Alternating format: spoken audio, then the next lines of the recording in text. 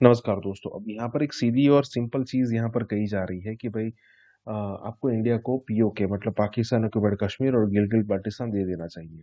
ये इसीलिए बात हो रही है क्योंकि तभी पाकिस्तान का कुछ भला हो सकता है। तभी पाकिस्तानियों को पता चलेगा कि भाई इतनी बड़ी आर्मी रखने का फायदा क्या है। कोई फायदा है नहीं, उल्टा खर्चा ही खर्चा हो रहा है। और अगर मान लीजिए कि इंडिया की तरफ से सिचुएशन शांत हो गई तो फिर पाकिस्तान के पास ग्रोथ करने के चांस ही चांस होंगे।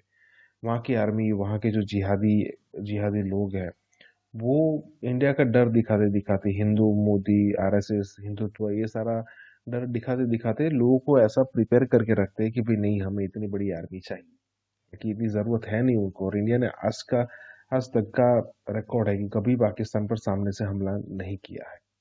यहाँ पर भी यही बात हो रही है, तो इसी के साथ ही वीडियो शुरू करता है। ये खुद अपने ही दाम में फंसे हुए हैं ना। इनका प्रॉब्लम ये है, ये नहीं दो कौमी नजरिए से बाहर निकलते ना कौम को निकालते हैं। वरना आज के दौर में आर्मी, इतनी बड़ी आर्मी की तो जरूरत ही नहीं है। आप पीओजेके और पीओजीबी जो है वो उसका मसला हल करें, इंडिया को वापस करें। वो इंडिया के साथ आप दोस्ताना ताल्लुकात बनाएं और उसके बाद आप इंडिया के साथ डिफेंस पैक्ट कर लें कि भाई अगर किसी ने पाकिस्तान पे हमला किया तो भारत की फौजें हमें हमारे लिए आके लड़ेंगी या दिफा करेंगी। मतलब डिफेंस पैक्ट कंट्रीज में होते रहे हैं, 70 में भी 80 में भी। उससे पहले तो बहुत पॉपुलर थे डिफेंस पैक्ट। तो एक वो डिटरेंट भी होता है। डिफेंस पैक्ट का मतलब ये नहीं होता कि कोई हमला करेगा तो भारत की फौजें आ ही जाएंगी। वो एक पुराने जमाने का जो एटम बम जिस तरह अब डिटरेंट है ना, पुराने जमाने में ये जो डिफेंस पैक्ट होते थे ये डिटरेंट होते थे कि दूसरा मुल्क हमला नहीं करता था ये सोच के कि यार इसका रूस के साथ डिफेंस पैक्ट है, जैसा अफगानिस्तान का किसी जमाने में था, या इसका अमेरिका के साथ डिफेंस पैक्ट है, जैसे वार्सा सोवियत यूनियन ने बनाया था डिफेंस पैक्ट। जी। तो वो एक डिटरेंट था। लेकिन इनके अंदर आपने शुरू में गुफ्तगू में कहा विल की बात की है। विल का भी मसला नहीं है। ये फंस गए अपने ही जंजाल में, फंस गए अपने फिक्री जंजाल में, फंस गए। अब फिक्री जंजाल से ये खुद भी निकले, कौम को भी निकालें, आई डोंट थिंक सो ये इनके बस की बात है। लेकिन डॉक्टर साहब आप ये कह रहे हैं कि जी इंडियन फौज को तो अगर हम ये वाली एग्जांपल चलें, ये वाली बात आपकी एक कहते हैं 1% मान ले, तो जी मुझे ये बताइएगा कि आज यूक्रेन सर किधर खड़ा है। यूक्रेन को रशिया ने मार मार के उनका बरगस निकाल दिया। इस तरह की और बहुत सारी एग्जांपल्स हमारे सामने सर। सऊदी अरेबिया की एग्जांपल हमारे सामने है कि इराक जैसा मुल्क उठ के और आके उनके साथ उन्होंने क्या किया। तो किसने बचाया सर उनको? कौन? हालांकि अमेरिका के साथ नहीं, उनका लेकिन उनका मुआहदा डिफेंस पैक्ट तो नहीं है नहीं। ना। मैं यूक्रेन कहता का हूँ किसी के सर साथ डिफेंस ये पैक्ट चीज नहीं था। तो हिंदुस्तान के साथ सर हमारा हाउ इट्स पॉसिबल कि हम कहें जी ठीक है। मैं ये कहता हूँ एज ए नेबर हम उनके साथ रहें, वो हमारे साथ रहें, ताल्लुकात उनके हमारे साथ हो, हमारे उनके साथ हो। लेकिन ये तो ये जो आप चीज कह रहे हैं ये तो सर अफगानिस्तान किसी के साथ ना करे तो पाकिस्तान कैसे करेगा? नहीं, देखें, मैं ये कह रहा हूँ, एक मिसाल दे रहा हूँ आपको कि आज के दौर में ये जंगों का एक तो जमाना नहीं चला है, गया। ये बिल्कुल जंगों ठीक का है। जमाना नहीं। आपने यूक्रेन की बात की है। यूक्रेन का तो नेटो के किसी मुल्क से कोई डिफेंस पैक्ट नहीं था। अगर होता तो वो फौजें वहां पहुंच जाती। मैं एक मिसाल दे रहा हूं कि जी आज के दौर में अगर आप वाकई पाकिस्तान की आर्मी कुछ को खत्म करना चाहते हैं, उसका मतलब है उसकी पैसे ताकत, जी तो फिर इतनी बड़ी फौज रखने की जरूरत नहीं है। आप भारत के साथ पीओजेके और पीओजीबी उनको वापस लौटाएं, उनके साथ अच्छे तजारती रवाबत कायम करें। कश्मीर के साथ भी आपके अच्छे ट्रेड रिलेशन होंगे, सेंट्रल एशिया के साथ भी होंगे। तो उसके नतीजे में आपको आर्मी की जरूरत नहीं है। और फिर आप इंडिया के साथ, एक बात कर रहा हूं मैं कि डिफेंस पैक्ट का भी सोच सकते हैं कि भाई हमारा दिफा के लिए भारत की फौजें आए। और अगर कोई ऐसा हो, उस वो एक डिटेरेंट होगा कि दुनिया को पता है कि भाई पाकिस्तान के भारत के साथ दफाई मुआहदे हैं तो कोई हमला नहीं करता। फिर ठीक। मुज़ाकरात ही चलते रहते हैं। वो लंबे हो सकते हैं, जैसे लस्सी में पानी डाल के उसको पतला करके ज्यादा किया जाता है, अच्छा लेकिन हमला डॉक्टर नहीं होगा, डॉक्टर बदअज़मी नहीं होगी। लेकिन मेरे ख्याल में ये वाली चीज तो शायद पाकिस्तान पाकिस्तान जितना मर्जी अरसा रहे, 100 साल रहे, 200 साल रहे या 1000 साल रहे, या अल्लाह कायम और दायम रखे सारी जिंदगी इसको। लेकिन सर ये वाली चीज तो शायद मुझे नहीं लगता कि कोई भी इसके लिए राजी होगा। मैं ये नहीं कोई कह रहा बगल कि में सब राजी जगह होगा नहीं, कोई। मैं एक और बात की तरफ आ रहा हूँ डॉक्टर साहब। मैं मुझे ये एक नहीं कह और रहा चीज कोई राजी होता है या नहीं होता। मैं आपको एक मिसाल दे रहा हूं कि ऐसी मिसालें दुनिया में मौजूद हैं। बट लेकिन وہ ہوگا نہیں. میں بھی یہی کہہ رہا ہوں جو آپ کہہ رہے ہیں کہ لیکن ایسا ہوتا ہوا نظر نہیں آتا نہیں آتا. پاکستان کی ایگزیکٹلی آرمی کا میں ایسا یہ ہوتا کہہ ہوا رہا ہوں نظر کہ سر یہ بھی تو پاسبل ہے کہ ہم اس کے بغیر بھی تو بے شک ہم وہ اپنی فوج رکھے, پاکستان اپنی فوج رکھے, افغانستان اور نیپال بھوٹان اپنی فوج رکھے, لیکن سر پوائنٹ بھی تو کوئی نہیں آتا نا. پچھلے 8 سالوں سے کوئی ہماری ایک قسم کی بات چیت نہیں ہے. ہائی کمیشنز ہمارے اور ان کے بات چیت کا وقت چلا گیا ہے نا. جی ٹائم از اوور.